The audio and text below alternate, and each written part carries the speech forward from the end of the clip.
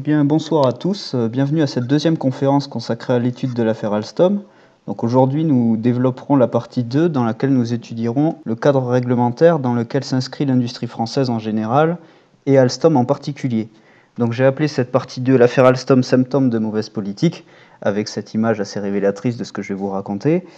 Et tout de suite, donc on va questionner le développement de l'industrie française de l'époque de De Gaulle à aujourd'hui. Chapitre 3, l'industrie française, de la grandeur à l'incohérence. Donc d'abord, on va observer la politique industrielle sous De Gaulle de 1958 à 1969. Et tout ça, en fait, toute cette étude que je vais vous proposer, nous permet de questionner en fait le contexte de désindustrialisation dans lequel s'inscrit en fait l'affaire Alstom. Donc on part de cette époque de De Gaulle pour développer différents éléments. Donc déjà, qu'est-ce que c'est que la politique industrielle sous De Gaulle? C'est une politique audacieuse. Il faut savoir que la compétition mondiale des années 60-70, elle est déjà très forte, entre les pays capitalistes a fortiori, qui ne s'épargnent rien, même dans ce contexte de guerre froide. Donc c'est pourquoi la France gaullienne a développé une politique industrielle puissante, fondée sur 5 axes: le soutien à l'exportation, le soutien à la recherche, le développement de réseaux de services à l'international, le développement d'entreprises mixtes et le développement d'activités nouvelles à l'étranger. On va regarder tout ça étape par étape, et donc voyons comment l'État soutenait l'exportation de ces industries à l'époque. L'objectif déjà, c'était de renforcer la pénétration des entreprises françaises dans de nouveaux marchés par l'utilisation massive d'aides d'État en fait. Donc, je vous ai mis une citation d'André Delattre, qui était conseiller du général de Gaulle à l'époque, et qui explique qu'à partir de 1949, à la direction des finances extérieures, il n'a pas cessé d'être obsédé par la nécessité d'aider l'investissement français à l'étranger. Il est vrai que ces investissements s'effectuaient au cours de la devise titre, ce qui était coûteux, mais certains considérés comme prioritaires étaient favorisés. Donc déjà, ce que ça vous dit, c'est que la France des années 50, qui sortait de la Deuxième Guerre mondiale, qui n'avait plus un sou, qui était dans la guerre d'Indochine et qui était dans la guerre d'Algérie, qui n'avait donc pas beaucoup d'argent à dépenser, le dépensait en soutien de ses exportations. Ça vous fait réfléchir à l'époque que nous vivons aujourd'hui, où nous avons un État qui compte chaque sou dépensé, a fortiori pour ces grandes industries. On y viendra tout à l'heure. Le soutien à l'exportation, toujours, a vu l'émergence de nombreuses entités après 1945. En 1946, la COFAS a été créée. La COFAS est une entreprise privée qui est cotée en bourse, qui engageait sa propre responsabilité financière ou intervenait pour le compte et la garantie de l'État, et permettait l'octroi de prêts aux entreprises françaises à l'étranger. Donc l'intérêt, c'est de pouvoir financer des entreprises françaises sans dépendre du capital américain. Je précise que la COFAS existe encore aujourd'hui et qu'elle s'occupe aussi de tout ce qui concerne l'information sur les marchés en question. En 1946, toujours, a été créée la Banque française pour le commerce extérieur, donc la BFCE, qui permettait de faciliter le financement des opérations d'exportation ou d'importation. À partir de 1961, le Centre national du commerce extérieur, qui avait été créé sous Vichy, est restauré sous la présidence de De Gaulle et va chercher à améliorer l'information économique des multinationales sur les pays étrangers. Tout ça permet à des entreprises françaises de connaître mieux l'état des marchés qu'elles veulent s'ouvrir. L'information économique sert beaucoup les entreprises de façon générale pour s'ouvrir des marchés ou pour rester ancrées dessus, ou tout simplement pour prévoir ce qui va advenir sur site. Ensuite, en 1961, on a créé également la SOPEXA, qui permet de conseiller l'État en matière de promotion de l'industrie agroalimentaire à l'international. L'idée, c'est que comme l'industrie agroalimentaire faisait partie des avantages compétitifs de la France, aujourd'hui c'est de plus en plus questionnable, mais à l'époque toujours, l'État essayait lui de faire la promotion de son industrie agroalimentaire, là encore pour proposer son modèle et vendre ses produits avec une vraie image de marque et une vraie valeur ajoutée. Stratégie intéressante. Et en 1969, toujours, on va encore créer une agence, l'ACTIM, qui est l'Agence pour la coopération technique, industrielle et économique, qui permet de développer des accords de coopération technique sur des projets d'avenir, c'est-à-dire entre des entreprises françaises et éventuellement des entreprises étrangères. L'idée, en fait, c'est d'avoir des entreprises françaises dynamiques qui soient toujours à la pointe technologiquement, qui cherchent toujours à se développer et à ne jamais prendre trop de retard technologique.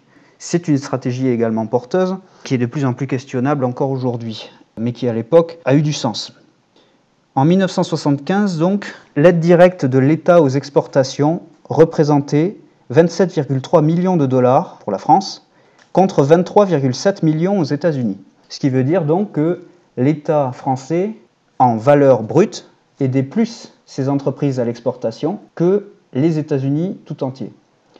Ça vous donne une idée du poids et du rôle de l'État à l'époque pour pousser et pour développer ces industries. Aujourd'hui, ce n'est plus tout à fait le cas. À l'époque aussi, bien sûr, deuxième axe, le soutien à la recherche. L'État français veut que ces sociétés soient à la tête du progrès technique et technologique et qu'elles montent en gamme de façon continue. Et évidemment, bien des entreprises françaises, comme Saint-Gobain ou L'Oréal, ont bénéficié vraiment de cette époque en fondant leur développement sur la compétitivité qualité plutôt que sur la compétitivité prix dans les années 60. L'idée donc, c'est de produire des produits plus intéressants, plus chers, mais du coup d'une meilleure qualité et de dégager plus de marge, c'est-à-dire d'utiliser son avantage compétitif en misant sur des produits d'une plus grande qualité que d'une plus grande quantité, si vous voulez. C'est une stratégie intéressante puisque quand on est en France et qu'on veut développer un système social, on évite d'essayer de casser les coûts puisqu'on sera toujours moins compétitif qu'un autre pays avec une main-d'œuvre moins chère, des droits sociaux beaucoup moins avancés, etc. Donc la compétitivité qualité, c'est quelque chose d'intelligent. Soutenir la recherche et faire que ces industries montent en gamme, c'est intelligent pour la France. Et c'est ce qu'on a fait dans les années 60. En 1965, le gouvernement réunit un groupe de travail incluant des industriels et des hauts fonctionnaires. Au final, ce groupe de travail va conclure qu'il faut renforcer et réorienter l'effort public de recherche en faveur de l'industrie, miser sur un modèle français distinct du modèle américain, c'est-à-dire trouver une voie proprement française vers le progrès industriel et le développement de grandes sociétés. C'est une stratégie qui a bien fonctionné et dans lequel la Compagnie Générale d'Électricité, dont je vous ai parlé la dernière fois, a évidemment bénéficié. En 1979, du coup, donc 10 ans après le départ du général de Gaulle et 5 ans, grosso modo, après le départ de Pompidou, l'aide publique à la recherche et développement en France finance 29% des recherches contre 32% aux États-Unis. Donc c'est quasiment comparable. C'est une stratégie qui était porteuse. Donc l'enjeu technologique et la course à l'innovation étaient à l'époque une priorité pour la France et pour ses industries. Si on regarde maintenant le développement de réseaux de services, alors concrètement, ce que ça veut dire, c'est que pour que les entreprises financent leurs projets à l'international, petites et grandes, ont besoin de réseaux de services performants, c'est-à-dire pour trouver des liquidités et pouvoir se développer. Donc à cette époque, dans les années 60, on va pousser à la création de banques de groupes à l'international qui permettent de proposer à leur propre entreprise des outils de gestion solides, de parer aux risques de devise, puisqu'on est dans un marché mondial avec un certain nombre de monnaies qui fluctuent. Elles proposent des services commerciaux à la clientèle en gestion d'actifs, elles font du trading, elles financent des investissements. Donc, vous avez des banques de groupes adossées à des grosses sociétés comme Michelin, Renault ou L'Oréal, qui permettent à ces entreprises d'avoir toujours des réserves de liquidité pour financer leurs projets. Donc c'est quelque chose là aussi d'intelligent qui vous donne des capacités de financement accrues, réduit votre vulnérabilité et augmente vos capacités d'investissement, notamment dans la technologie, etc. Donc c'est une stratégie cohérente dans son ensemble, ces 5 axes. Le développement d'entreprises mixtes. Donc là, l'idée c'est de développer des partenariats, des co-entreprises et des conglomérats pour alimenter une stratégie industrielle. Et l'État français à l'époque va encourager ces pratiques essentiellement entre Français, mais pas seulement. Et donc, vous avez cette mode qui s'inscrit dans la création de joint ventures et de co-entreprises. Le but, c'est de réduire les capitaux à investir, donc vous mutualisez en fait les investissements, et de mettre en commun des compétences complémentaires. C'est ça l'idée des entreprises mixtes, des partenariats, des co-entreprises et des conglomérats, que vous pouvez faire sous forme de filiales. Évidemment, ça existe encore aujourd'hui, mais à l'époque, l'État encourageait ces pratiques, essentiellement entre Français. Donc, dans de nombreux secteurs, dans l'automobile, dans l'aéro, dans l'armement et dans les télécoms, vous avez des filiales commerciales qui vont être développées entre des Français, comme Peugeot et Renault en 1965 par exemple, ou avec des entreprises étrangères. Et c'est ce que fait la CGE en 1967. Ensuite, se développent donc des activités nouvelles. Et le développement des entreprises, quand vous ouvrez des filiales ci et là, quand vous vous ouvrez à l'étranger, ça vous permet de tâter le terrain et d'expérimenter en fait de nouvelles activités dans vos filiales. Donc vous allez développer de nouveaux produits et vous allez oser certaines choses, puisque vous avez des filiales qui vont vous servir de test puisqu'elles vont essayer un nouveau produit sur tel ou tel marché. Et à l'époque, ça marche assez bien, puisque je vous ai mis quelques exemples ici. Air Liquide Canada, par exemple, va persuader le siège social d'Air Liquide de Paris de passer de l'oxygène gazeux à l'oxygène liquide. Ils se rendent compte que c'est plus intéressant, que c'est plus rentable, etc. Air Liquide de Paris constate que ça fonctionne très bien, donc ils appliquent ça à l'ensemble du groupe, donc l'entreprise développe des nouvelles activités, devient plus compétitive et c'est intéressant. Pareil sur Tefal, un petit peu plus anecdotique, un petit peu moins sérieux, mais si vous voulez, Tefal a développé l'appareil à gaufres, puis Tefal électroménager, grâce à une filiale belge de sa société en 1969. Elle a commencé à faire des appareils à gaufres en Belgique et évidemment, ça a inspiré l'ensemble du groupe. Bref. Mais vous avez aussi L'Oréal, chose un peu moins connue, mais tout aussi anecdotique, qui avait lancé sa campagne de publicité « Vous le valez bien », qui est aujourd'hui le slogan de l'ensemble du groupe. Et en fait, ce slogan lui-même provient des difficultés de L'Oréal à s'implanter sur le marché américain, et elle a cherché donc à améliorer sa présentation marketing. Et grâce à ça, elle a réussi à s'implanter. Donc, quand vous développez des filiales à l'international, vous pouvez développer des nouvelles activités, vous renforcer, développer vos cœurs de métier, mais aussi des activités annexes. Donc, c'est une stratégie intéressante. Ce qu'on constate du coup, c'est que la politique industrielle des années 60, c'est une politique efficace, puisqu'elle met en fait l'État dans une position d'équilibre. On a tendance à dire que l'État gaulien est un État très interventionniste. En réalité, il est suffisamment interventionniste pour soutenir ces entreprises, pour les aider, pour avancer de l'argent, pour leur conserver certains marchés sur le plan national et pour alimenter leur recherche et développement. Donc il est interventionniste de ce point de vue, mais il est en même temps suffisamment libéral pour laisser ces sociétés maîtresses de leur stratégie. Donc vous avez un État qui instille un cadre positif à ces grandes sociétés, à ces industries de façon générale, pour leur permettre à elles de vivre convenablement et de faire leurs activités dans leur coin avec quelques incitations. Donc c'est un contexte qui est très favorable aux industries françaises, et la CGE, dont je vous ai parlé la dernière fois, qui est du coup la maison mère d'Alstom à l'époque, elle bénéficie de ce contexte. Donc c'est comme ça qu'elle se crée. Elle se crée d'autant plus que les grands conglomérats sont de la politique qui est clairement avancée par l'État français à l'époque. On veut faire des grands conglomérats français puissants, avec des activités à forte valeur ajoutée, et donc être au top technologique dans le monde. Donc vous avez ce système-là qui fonctionne très bien, qui permet un décollage économique de la France, une baisse structurelle du chômage, puisque les gens travaillent, et la France devient une puissance industrielle qui monte en compétences et qui effraie, à certains égards, ses principaux concurrents américains, britanniques, allemands, japonais, etc. C'est-à-dire, c'est une puissance industrielle tout à fait respectable et respectée à l'époque. Mais évidemment, ça partait du principe que vous aviez une politique industrielle cohérente, et on va voir qu'à partir des années 70, cette politique entre et développe un certain nombre de contradictions. Déjà, ce qu'on voit, c'est qu'il y a un affaiblissement de la doctrine française sur le plan industriel, qui ne dépend pas seulement d'une évolution des cadres de pensée, mais aussi d'une évolution technologique. Dans les années 70, vous avez l'apparition de technologies dites transsectorielles qui se développent, c'est-à-dire l'informatique, la numérisation et les télécoms. Ça, évidemment, ce n'est pas un secteur à part entière, c'est une nouvelle révolution industrielle qui s'inscrit, qui s'empare de toutes les industries dans tous les secteurs. Et comme en France, on avait une vision très sectorialisée de l'industrie, on divisait tout en secteurs et en filières, et l'État, du coup, pilotait plus ou moins ces entreprises filière par filière. Or, avec ces nouvelles technologies qui, en fait, s'imprègnent dans toutes les filières, c'est un petit peu plus compliqué de penser toujours en termes de secteurs et de filières. Mais ça, c'est un premier point. Ensuite, vous avez une autre mode qui se lance, qui n'est pas une mode idiote dans le monde de l'industrie, qui est le recentrage des activités. L'idée, c'est que pour optimiser vos circuits de production, vous allez externaliser en fait des secteurs d'activité, ceux qui ne sont pas vos cœurs de métier, et ça vous permet de délocaliser en fait certaines activités pour avoir des circuits de production beaucoup plus rentables, pour faire vivre en fait votre industrie face à vos concurrents. Donc vous avez des sociétés qui vont dire « je suis un grand conglomérat, je fais trop de choses, je suis trop diversifié, donc je vais arrêter ça, je vais me recentrer sur certaines activités qui sont mes cœurs de métier historiques, que je maîtrise le mieux, qui sont les plus rentables et dans lesquelles j'ai les meilleurs savoir-faire. » C'est pas forcément idiot en soi, mais ça devient une mode qui est inverse du principe de diversification et de création des conglomérats qui était jusque-là présent.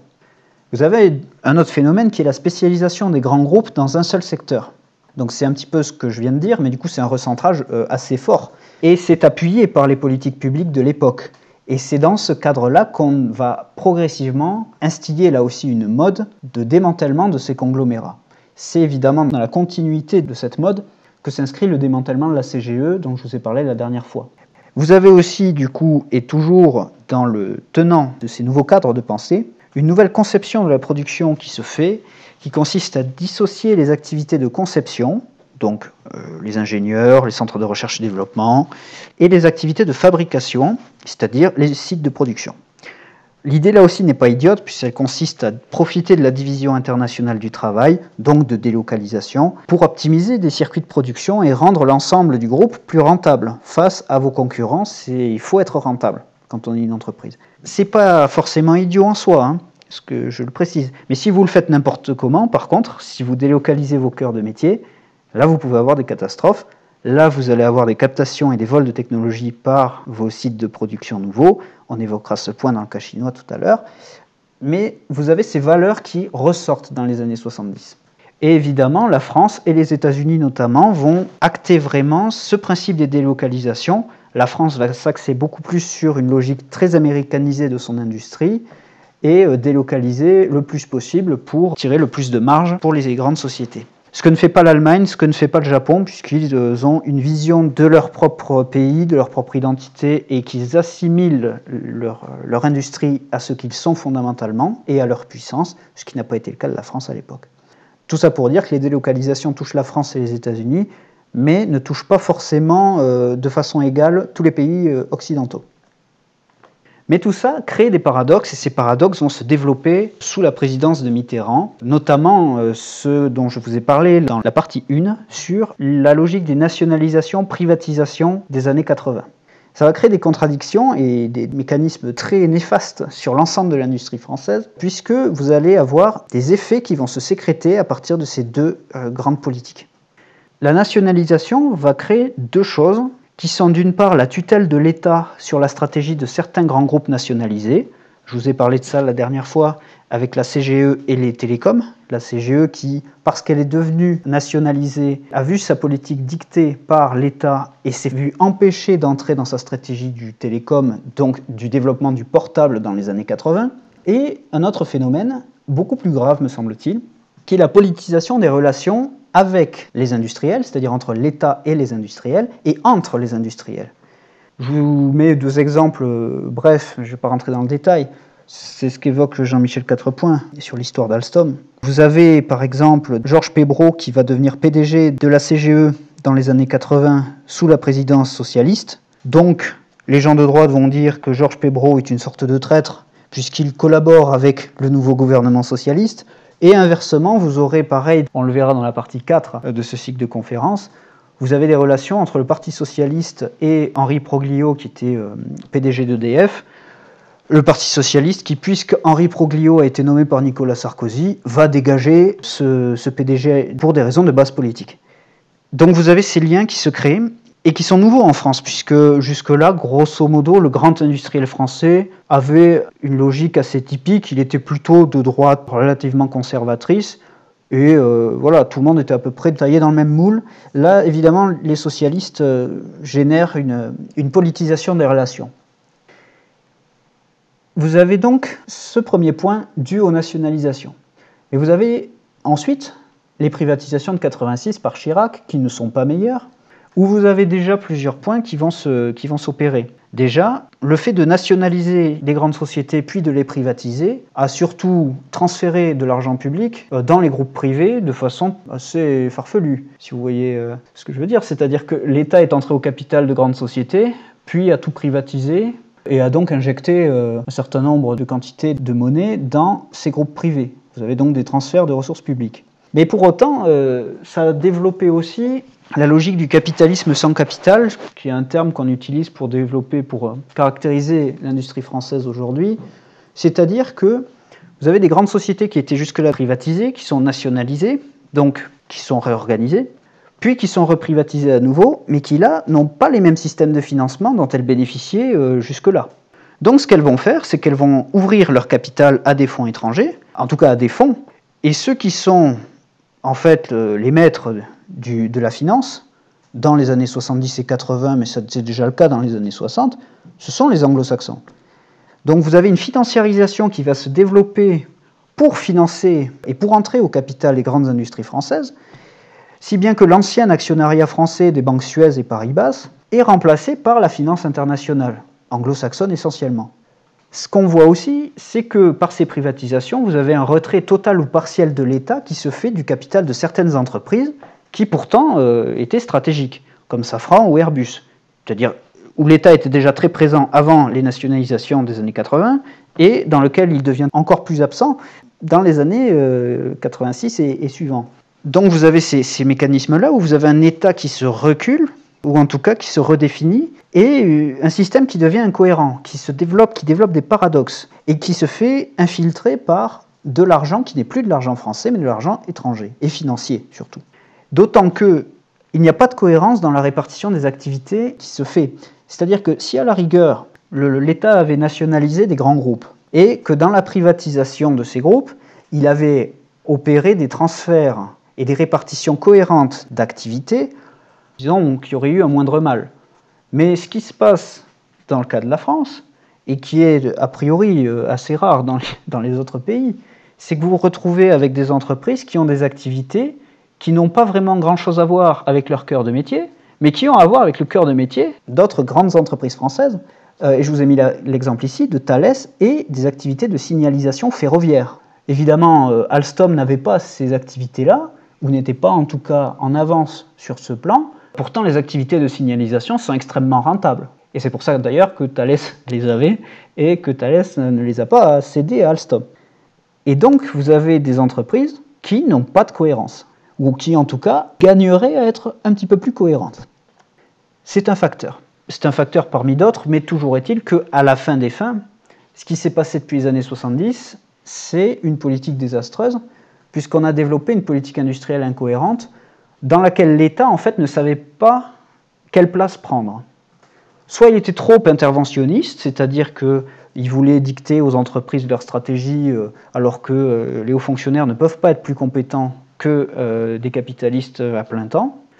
Et de notre côté, vous avez du néolibéralisme caricatural anti-État d'inspiration américaine, qui va porter une partie du RPR, notamment, mais pas que, et qui va vouloir que l'État ne soit nulle part, que les entreprises aillent toutes seules sur leur marché, et que surtout, l'État ne s'occupe jamais de leurs affaires.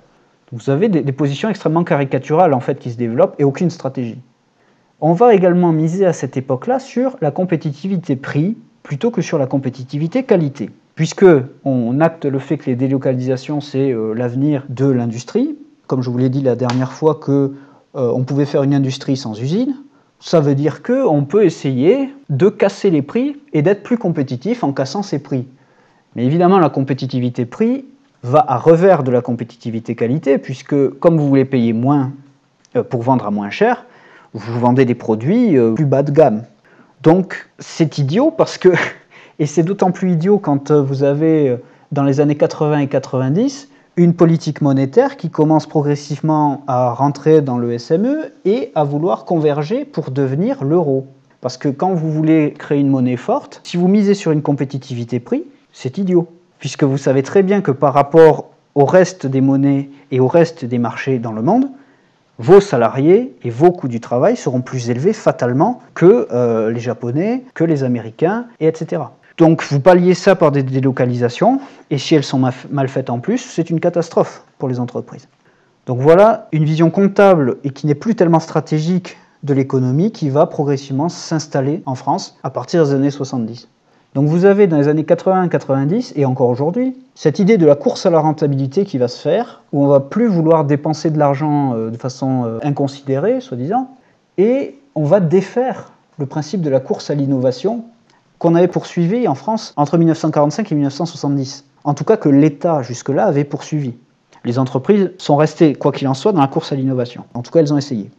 Donc on est passé d'une politique industrielle qui était pleine d'ambition à une politique de concurrence qui était pleine de préconçus, et on a abandonné le principe de la puissance industrielle en tant que telle. Je vous ai mis là le solde des produits manufacturés en milliards d'euros, le solde extérieur, donc tout ce qui est importation-exportation de produits manufacturés entre 1970 et 2014. Et je vous ai mis une courbe de tendance pour illustrer le phénomène, mais grosso modo, on comprend bien qu'il y a un problème qui se passe dans les années 80 et dans la fin des années 90-2000. Donc entre 1970 et 2014, vous avez la part de l'industrie manufacturière qui, dans l'ensemble de l'économie française, est passée en valeur courante de 22,3% à 11,2%. C'est-à-dire que le poids de l'industrie dans l'économie française est passé de 22% à 11%. Mais du coup, ça a conduit à une politique désastreuse, alors que jusque-là, l'entreprise allait très bien. Là, je vous ai mis du coup une carte tirée du Monde, un article de 2016, où vous voyez la logique de désindustrialisation progressive des départements français qui s'est accélérée notamment à partir des années 2000. Donc, qu'est-ce qu'on peut conclure de ce chapitre 3 qui paraît lointain en fait quand on veut évoquer l'affaire Alstom, mais qui ne l'est pas tant que ça. Ce qu'on peut tirer de tout ça, c'est que le décollage de la CGE s'inscrit dans une conjoncture qui a profité à toute l'industrie française, sous De Gaulle. Sous De Gaulle et sous un certain nombre de ses prédécesseurs, il faut le dire. Sa politique, la politique du gouvernement, à l'époque, consistait dans un équilibre entre un État interventionniste qui soutenait ces entreprises et des entreprises qui étaient plutôt libres de développer leur propre stratégie. Donc vous aviez un État qui savait où était sa place et des entreprises qui savaient où était la leur. Et dans les années 70, on a ce cycle d'incohérence que je vous ai décrit qui s'est développé et où nos entreprises se sont progressivement ouvertes aux capitaux étrangers, notamment anglo-saxons, puisque c'est eux qui étaient les plus forts dans le monde de la finance, et c'était d'ailleurs la raison pour laquelle le général de Gaulle voulait développer la participation, pour éviter exactement ce qui s'est passé. Donc, si on se remet dans le contexte de ce que je vous ai expliqué dans la partie 1 sur la CGE, dans le chapitre 1, la fragilisation de la CGE, son changement de politique, sa nationalisation, sa privatisation, sa politisation aussi, quelque chose que je ne pourrais pas développer, qui est souligné dans le bouquin de Jean-Michel Quatrepoint, sa financiarisation, son démantèlement, et donc la faillite au final d'Alcatel et d'Alstom, partis chacun de leur côté, comme je vous l'ai expliqué la dernière fois, tout ça découle en fait d'un cadre réglementaire, d'une mode, d'un état d'esprit ambiant de l'époque, et donc de mauvaises politiques de l'État qui a créé un cadre particulièrement délétère pour nos sociétés. Donc ce qu'on peut dire au final, c'est que l'affaire Alstom découle vraiment de mauvaises politiques industrielles et que ce cadre-là doit être questionné. Puisque si vous avez une société comme ça qui s'affaiblit progressivement à cause d'un mauvais cadre réglementaire, ce que ça veut dire, c'est que d'autres aussi se sont affaiblis et que d'autres aussi vont continuer de s'affaiblir. C'est l'intérêt en fait du chapitre que je vous ai présenté. Donc les sources évoquées sont essentiellement tournées, vous l'aurez compris, autour de l'industrie. Un article de Gabriel Colettis, quelle politique industrielle pour la France, des articles divers et variés, des chiffres de l'INSEE pour l'industrie manufacturière que je vous ai montré, un certain nombre d'articles de façon générale. Je vous remercie.